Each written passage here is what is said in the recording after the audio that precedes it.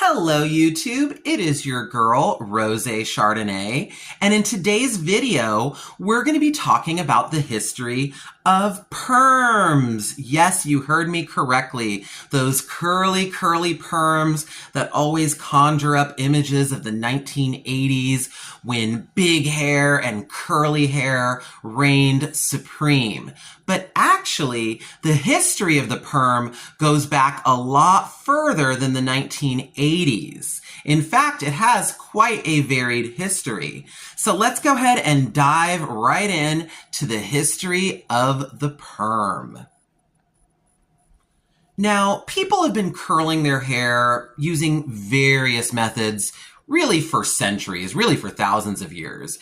And the curls produced by these methods, a lot of times involving damp hair that were set around curlers or strips of cloth or some other device to produce the curl, were pretty, but they weren't permanent. In other words, they weren't going to last forever. As soon as you got your hair wet, the curls were gone. And hairdressers for centuries were trying to figure out a way to permanently curl the hair. Well, that ended up happening in 1905 with a German hairdresser by the name of Karl Nessler. And he discovered that if you combine the chemical boric acid with heat, it could actually create a permanent curl in the hair that would not wash out or brush out. It was there permanently until you cut it off, basically. And so the Nessler permanent wave was invented. And these early permanent waves required the use of heat to activate the chemical to create the perm. And the heat was created using what was known as a permanent wave machine. Now, these machines, when you look at them today, almost look like something out of a horror movie. They were a big, bulky machine with a chandelier-like apparatus on top, and then you had all of these kind of curlers dangling down from this chandelier-like apparatus. And each one of those curlers were individually heated through the permanent wave machine, which was plugged in. And the combination of the chemical and the heat created the permanent curl. Now, this method remained popular throughout the 1920s and the 1930s, but there were some drawbacks to this method. First, you had to go into a salon to have this done because you had to be connected to that permanent wave machines, and they were only available in hair salons. The process was very lengthy, very time consuming. It took about 6 or 7 hours to get your perm. So you could really plan on spending the entire day at the salon if you were going to get a perm. And the curls produced by these types of perms were not the most natural looking. They produced a lot of frizz to the hair, and they could also damage the hair pretty severely if they weren't done properly. But things were about to change. In the 1940s, after World War II, new advances in chemical technology made it possible to perm the hair without the use of heat, and thus the cold wave was invented. And the chemical used in these cold waves was ammonium thioglycolate, which is the same chemical basically that's used in today's perms. So these were really the precursor to modern perms as we know them today. And this became very, very popular because not only were the chemicals used less damaging to the hair and produced a more natural, less frizzy looking curl, but it also cut down the perming time from about 6 hours all the way down to 2 hours. So you didn't have to spend all day in the salon anymore.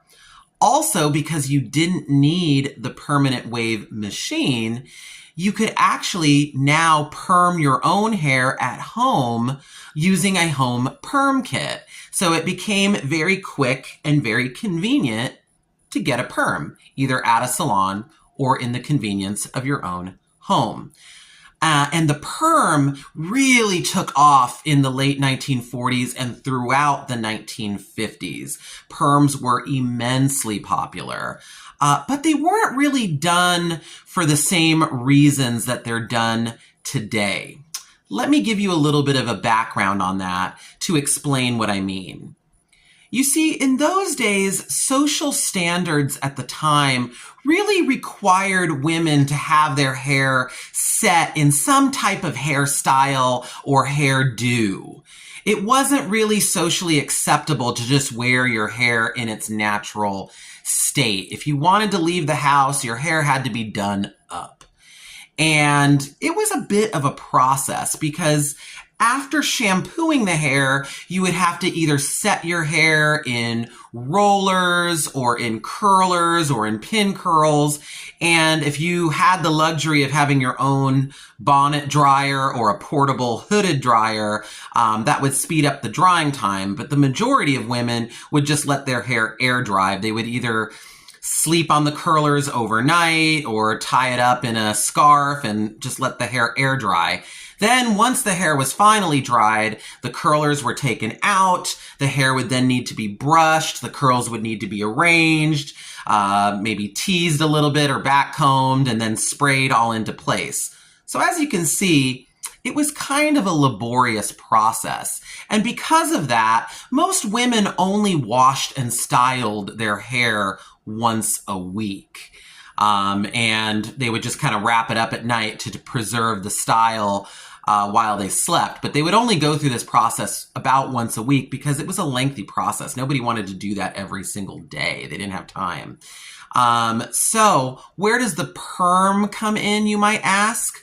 Well, if you had flat, straight, fine hair that didn't hold a curl very well, you would go through all that work of styling your hair and the style would fall out in a day or two.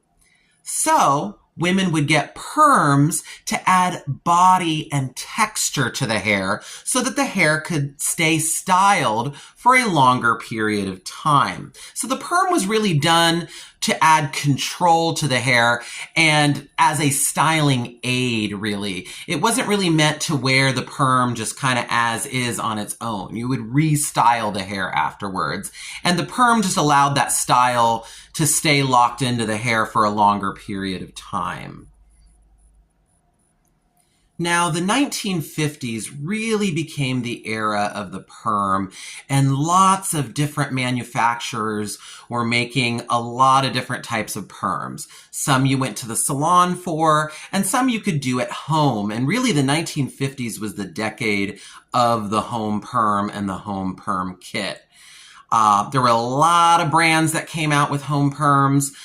Tony, the brand Tony, was probably the most successful. They had a very clever advertising campaign where they would take a set of twins. One had a salon perm and the other one had the Tony home perm. And apparently you weren't able to tell the difference. That's how good the Tony home perm was. There were other brands like Lilt, which came up with that little squeezy bottle. You didn't have to take a sponge and dab the chemicals onto the curlers anymore. You could just squeeze the perm chemicals on. There were perms that were self-neutralizing, like brands like Perm and Twink, where you didn't have to have a separate neutralizing step. It would like air neutralize, I guess, on the curlers. You even had these strange end paper perms, brands like Self and Paste, where the chemicals would actually be in the end papers that you would use to roll up your hair with. And then you would just activate the chemicals with just plain water. There was even a cream perm called Bliss. I'm not really sure how that one worked, but apparently it was supposed to be healthier for your hair or something like that.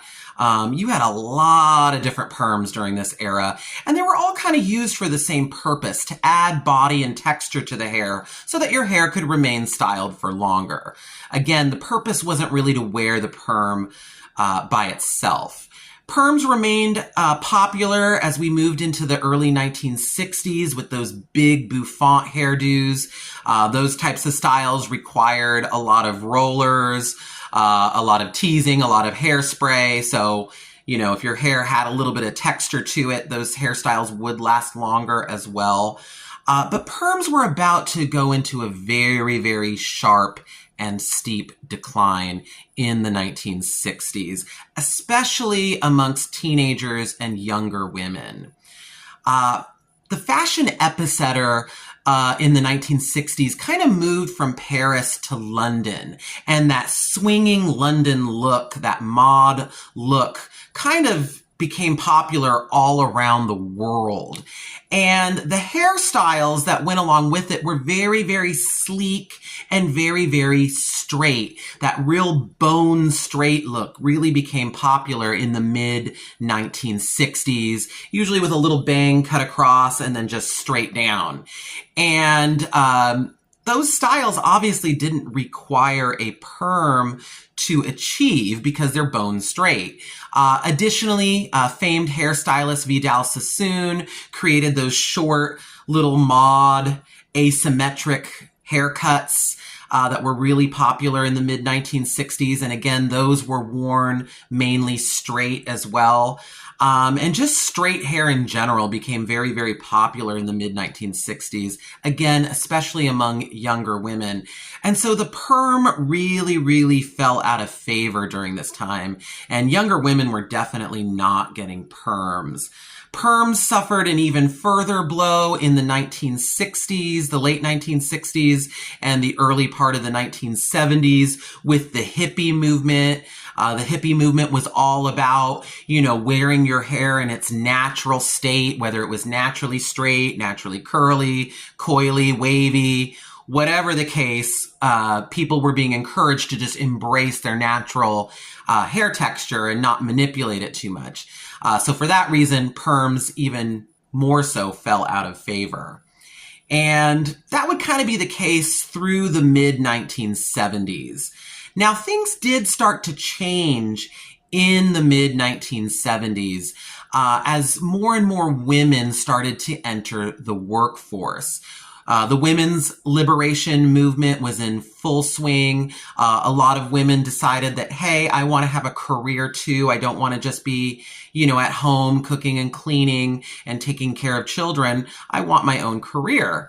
And so quick and easy and professional looking hairstyles became very, very coveted because a lot of these women were working moms. They were balancing a career and a family, and they didn't have a lot of time to spend on their hair. Also, new advances in plastics made it possible for a lot of those hair appliances to become more mass produced.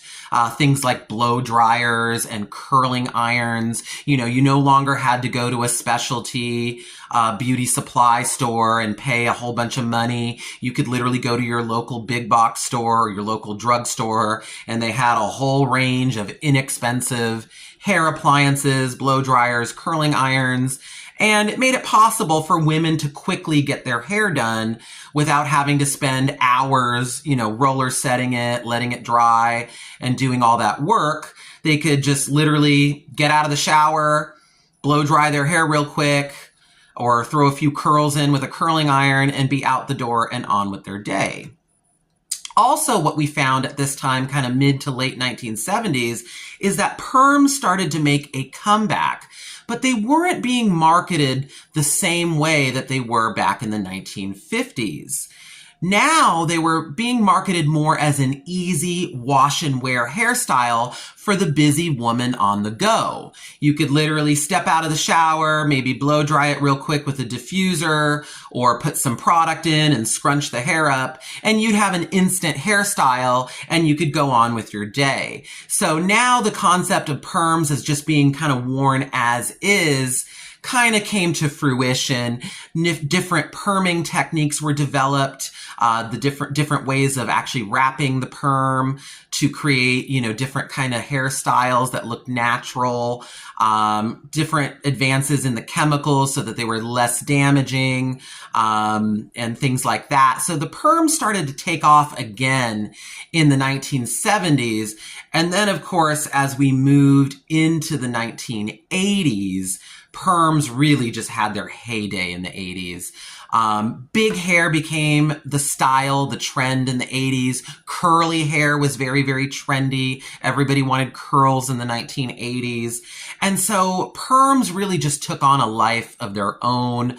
Lots of new techniques for winding the perm were developed. You started having spiral perms and stacked perms and different types of perming techniques to create a naturally curly appearance. Again, more advances in the chemicals that were being used, acid balanced perms that were less damaging to the hair. You could actually do them on color treated hair, or in some cases even bleached or highlighted hair. So it really just took off. Perms really took off in the 1980s. That was literally the heyday of the perm, besides maybe the 1950s, kind of like the second coming of the perm, if you will. And like I said, perms really remained popular throughout that entire decade and into the early 90s as well. I remember in the early 90s, spiral perms were very popular. They didn't give you so much volume, but really created more of a kind of a vertical curl that kind of hung down a little bit more. I remember those being very popular in the early 1990s when I was a kid. But as we started moving into the 90s, by the mid 90s and certainly by the late 90s, again, straighter hairstyles became more popular, more smooth, straight looks. In the late 90s, the flat iron came out, and that remained popular throughout the 2000s with that real pin straight, flat ironed hair. And so the perm kind of fell by the wayside, and they really went into a very sharp decline during that time. And straight hair, like I said, remained popular throughout the late 90s, throughout the 2000s. Curls did kind of make a little bit of a comeback in the 2010s, but they weren't really those kind of tight perm curls. They were more of like a loose, soft curl. So perms weren't really needed to create that type of a curl. So they remained pretty unpopular, at least in the Western world. There are other parts of the world where perms have always remained popular. Places like East Asia, where, people tend to have naturally very straight hair that's difficult to curl. Perms really remain popular there. Eastern Europe, again, people tend to have very fine straight hair in some of those countries. So perms really remained a popular method of curling the hair. And I have seen perms make a little bit of a comeback in recent years. I would say maybe over the past 4 or 5 years. You're starting to see, a few more people perming their hair. Actually, men have been perming their hair. Young men, I've been seeing a lot of perms with them to kind of create that, I call it the broccoli hairstyle, where it's kind of cut really short on the sides and then you have like a curly top, and if you don't have naturally curly hair, you get a perm to achieve that. So I've seen a little bit of a comeback maybe in the past few years, but really nothing like the perms of the 1980s or even the 1950s. So what do you guys think? Would you think about getting a perm? Would you like a perm? I think they're kind of fun. I think they should make a comeback. They may not be for everybody, but, I think it's a fun way to change your look up and, kind of get curls without a whole lot of effort. You could literally wake up, put a little mousse or a little styling product in your hair, and you have a curly do without having to, go through the trouble of, using a curling iron or rollers or anything like that. So tell me what you think. Would you get a perm? I'm interested to know what your feelings are about the perm.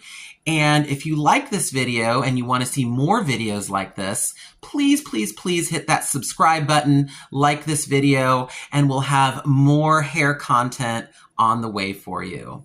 All right, that's it for today. Have a great day. Bye.